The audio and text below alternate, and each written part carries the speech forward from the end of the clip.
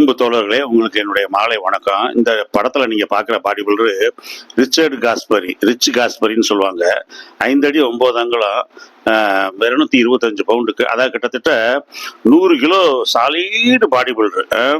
அருமையான body builder. Mister universe Arnold classic வந்து இவர் தான் 1989ல் அர்னால்டு கிளாசிக் ஆரம்பித்த உடனே ஃபர்ஸ்ட் வாங்கினவர், சாம்பியன் வாங்கினவர். ரெண்டாவது மிஸ்டர் ஒலிம்பியாவில் லீகனி மாதிரி ஆளுகிட்ட மோதினார். லீகனியோட எக்ஸசைஸ் பண்ணார். 3 டைம்ஸ் மிஸ்டர் ஒலிம்பியாவில் செகண்ட் வந்தார், ரன்னர்ஸ் அப் வந்தார். அது யாராலையும் அப்படி வாங்க முடியாது, மிகப்பெரிய சாதனையான. ஆனால் லீகனி பீரியடில் மாட்டிக்கிட்டாரு. அந்த மெகா சைஸ் முன்னாடி இவர் வந்து எடுபடலை. ரெண்டாவது இவர் வந்து உடம்ப மஸ்குலர் ஆகிறதுக்கு நிறைய மெடிசின் எடுத்துக்கிட்டாரு, ஸ்டெராய்டு எடுத்துக்கிட்டாரு, டெயூரோட்டிக்ஸ் எடுத்துக்கிட்டாரு. ஓவர் மஸ்குலர் ஆனதுனால இவர் உடம்பு பாருங்க அழகா குவாலிட்டியா இருக்கு. இதை விட மஸ்குலரான படங்கள்லாம் இருக்கு.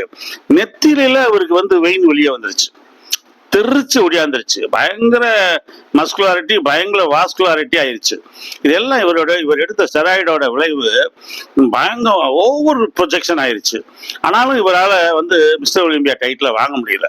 கடைசியில் என்ன பண்ணிட்டாரு, விட்டுட்டாரு, போட்டியை விட்டாருன்னா ஸ்டெராய்டு வந்து அவருடைய அது வேலையை காட்டிடுச்சு. எப்படி காட்டுச்சுன்னா, இவர் உடம்புல பூரா அப்படியே பக்கா அப்படியே இப்போ இந்த இது மாதிரி இப்போ எப்படி சொல்றது, வடிவுக்கால் அப்படியே பேட்சா வந்துருச்சு.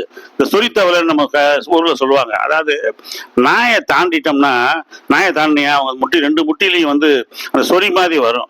அது மாதிரி இவருக்கு வந்து அந்த 2 கையிலையும் வர்றது உடம்பு பூரா வந்துருச்சு. பயங்கரமா ஒரு அஃபெக்ட் பண்ணிருச்சு.